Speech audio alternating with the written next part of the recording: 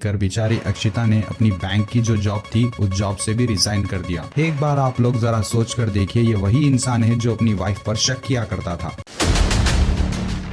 आगे घर वालों ने नहीं सोचा होगा कि उनकी बेटी उन्हें इस हालत में मिलेगी। ये बात है जुलाई 2024 की, बेलापुर, जहां 30 साल की अक्षिता मात्रे की शादी कुणाल मात्रे से की जाती है। बीते 6 साल में अक्षिता की शादीशुदा ज़िंदगी में कोई एक पल सुकून का नहीं था और ना ही खुशी का था। इन 6 साल की ज़िंदगी में अक्षिता ने अपनी शादीशुदा ज़िंदगी में कोई खुशी नहीं देखी थी और ससुराल में प्यार मिलना तो बहुत दूर, किसी ने इज्जत से बात तक नहीं की, क्योंकि अक्षिता की जो सास थी वो अक्षिता को शादी के दूसरे दिन से ही ताने मारना और उसके काम में नुक्स निकालना, उससे लड़ाई झगड़ा करना, कोई बहाना उसका नहीं छोड़ती थी। जब घर के बड़े ही ऐसी हरकत करे तो छोटे कहाँ पीछे रहते हैं।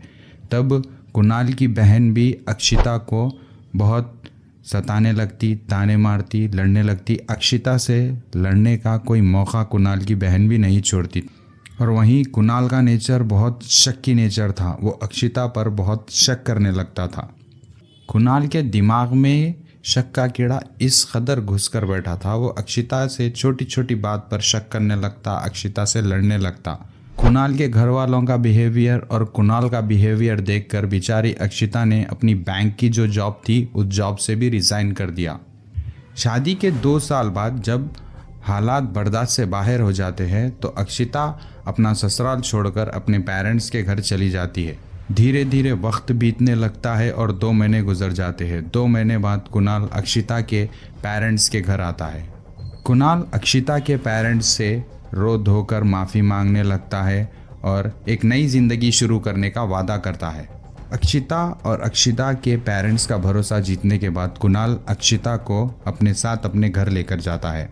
आज से लगभग 3 साल पहले जब कुणाल के घर में बेटे का जन्म हुआ तो अक्षिता के दिल में उम्मीद जागती है कि अब सब कुछ ठीक हो जाएगा, शायद ये लोग इस नन्ही जान को देखकर अपना बिहेवियर चेंज कर देंगे, मुझसे अच्छी बात करने लगेंगे और कुणाल का बिहेवियर भी मेरे साथ सही हो जाएगा। यही उम्मीद अक्षिता लगाकर बैठी हुई थी और अक्षिता की उम्मीद बहुत जल्द टूटने वाली थी, क्योंकि कुणाल को जुआ और गैमलिंग का शौक़ लग चुका था और ये शौक़ वक्त के साथ बढ़ता चला गया। वैसे तो कुणाल जॉब म्युनिसिपल कॉरपोरेशन में क्या करता था, लेकिन उसको अपने अय्याशियों के लिए पैसा कम पड़ने लगा। एक बार आप लोग ज़रा सोच कर देखिए, ये वही इंसान है जो अपनी वाइफ पर शक किया करता था और ये सब कुणाल के पेरेंट्स बहुत अच्छे से जानते थे कि कुणाल का बिहेवियर अक्षिता के साथ कैसा है। लेकिन कुणाल के घर वाले भी कम नहीं थे, ये लोग पैसों के बहुत लालची थे। सोचो अगर ये सब इनकी बेटी के साथ होता तो शायद इनके दिल में रहम आता, लेकिन ऐसा किसी बहन या बेटी के साथ कभी ना हो।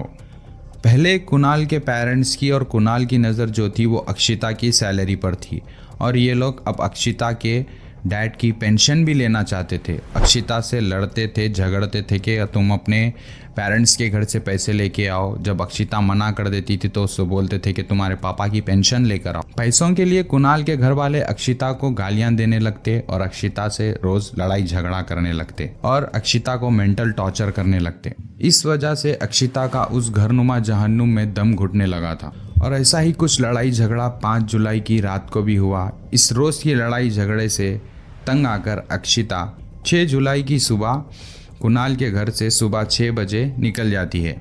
कुणाल के घर में किसी को भी कोई परवाह नहीं थी कि अक्षिता कहाँ गई है और ना ही किसी ने ये जानने की कोशिश की कि अक्षिता कहाँ होगी। अक्षिता का 3 साल का मासूम बेटा घर पर ही मौजूद था, लेकिन जब अक्षिता दोपहर तक घर लौटकर नहीं आती तो कुणाल अक्षिता के पेरेंट्स को फ़ोन कर पूछता है कि अक्षिता वहाँ पर मौजूद है।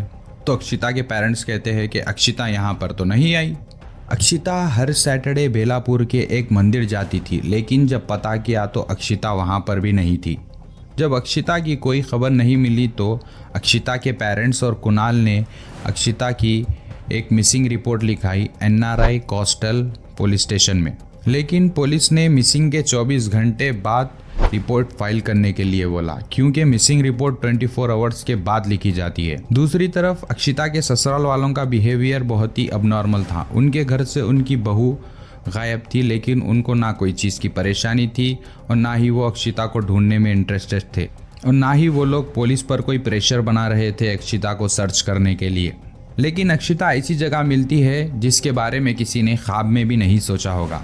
एक मिसिंग केस में सबसे ज़्यादा जो चीज़ मायने रखती है वो होता है वक्त, और इस केस में वक्त हाथों से पानी की तरह निकलता जा रहा था। 6 जुलाई सैटरडे दोपहर 2 बजे अक्षिता की मिसिंग रिपोर्ट लिखाई गई थी, लेकिन 2 दिन बीत जाने बाद पुलिस फिर भी अक्षिता को नहीं ढूंढ पाती।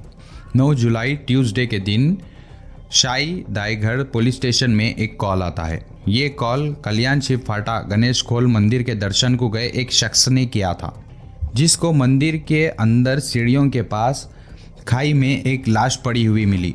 सर और गले पर गहरे घाव के निशान थे। जब पुलिस ने पता करने की कोशिश की ये बॉडी किसकी है तो पता चला ये बॉडी 3 दिन पहले मिसिंग हुई अक्षिता म्हात्रे की है। आखिर क्या हुआ था अक्षिता के साथ? अक्षिता ना सिर्फ ये दुनिया छोड़कर जा चुकी थी, बल्कि अक्षिता की बॉडी को देखकर ये भी पता चल रहा था कि उसके साथ लास्ट वक्त में जो हैवानियत की गई है।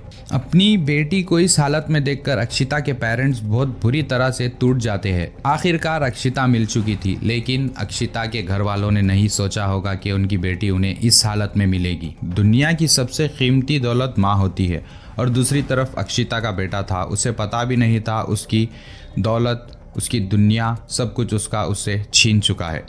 दूसरे दिन 10 जुलाई को अक्षिता की बॉडी पोस्टमार्टम के लिए भेजने के बाद पुलिस ने अक्षिता के फ़ोन की लास्ट लोकेशन चेक की। 6 जुलाई की सुबह 6 बजे अक्षिता अपने ससुराल से निकलने के बाद महापे के एक रेस्टोरेंट में नाश्ता करती है और 10 बजे मंदिर के लिए निकल जाती है। और ये सब चीज़ें पुलिस ने होटल और मंदिर के पास लगे CCTV से कंफर्म भी की, क्योंकि अक्षिता होटल के CCTV में भी कैप्चर हुई थी और मंदिर के CCTV में भी कैप्चर हुई थी। लेकिन सबसे अजीब बात यह थी कि अक्षिता मंदिर के अंदर जाती हुई CCTV में नज़र आई थी, लेकिन बाहर आती हुई नज़र नहीं आई।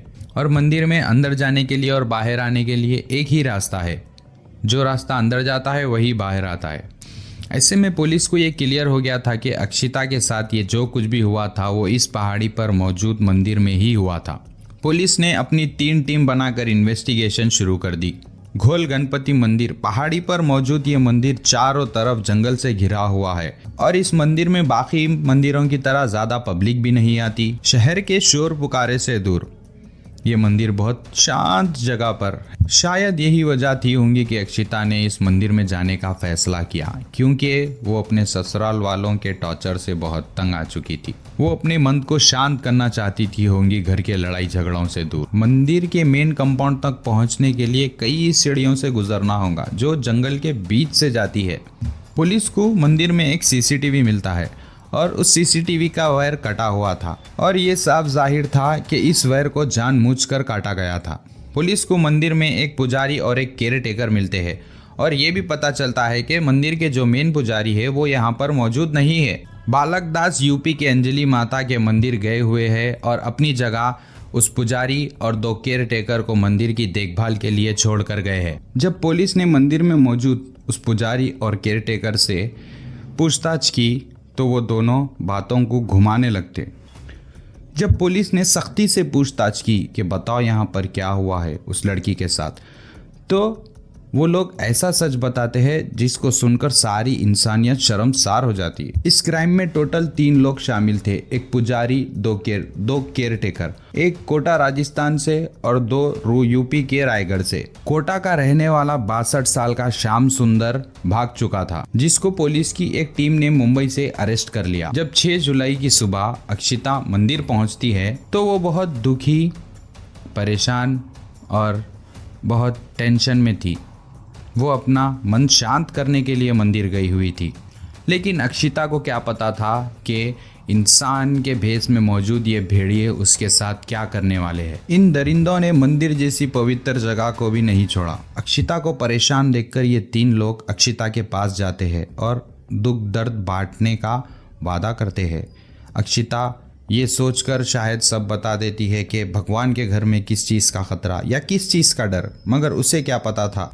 मौके का फ़ायदा उठाकर इन तीनों में से एक शख्स ने अक्षिता की चाय में भांग की गोली मिला दी और जब अक्षिता बेहोश हो गई तो उसे मंदिर के एक रूम में लॉक कर दिया। जब रात को मंदिर के सारे दरवाजे बंद हो गए तो इन तीनों ने एक एक करके अक्षिता के साथ रेप किया। अगले दिन 7 जुलाई को जब अक्षिता को होश आया तो वो दर्द से चीखने लगी और अपने हाथ को इस हालत में देखकर पुकारने लगी। तो ये तीनों को पकड़े जाने का डर सताने लगा। फिर इन तीनों ने अक्षिता का सर जोर जोर से पटकना शुरू कर दिया। उसके बाद अक्षिता का गला घोंटकर उसकी जान ले ली। फिर अक्षिता की बॉडी को खाई से नीचे फेंक दिया कि जंगली जानवर इस बॉडी को खा जाएंगे और किसी को पता भी नहीं चलेगा। पोस्टमार्टम रिपोर्ट में head injury, blood trauma to chest, genital की रिपोर्ट सामने आई। इन तीनों को अपने क्राइम पर इतना कॉन्फिडेंट था कि ये लोग क्राइम करने के बाद वहां से भागे भी नहीं। सिर्फ एक शख्स भागा था, श्याम सुंदर।